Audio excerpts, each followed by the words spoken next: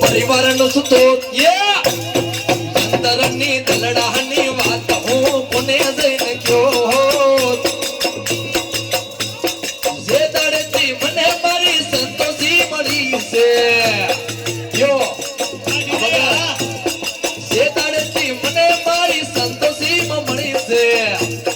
એ દાડેથી ભગત તમારી કૈસરે વળી છે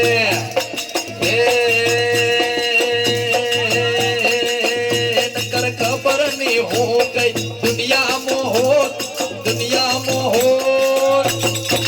વાડીડી જંતરની દરડાની વાત હું કોને જઈને કયો આ સાઉન્ડ જો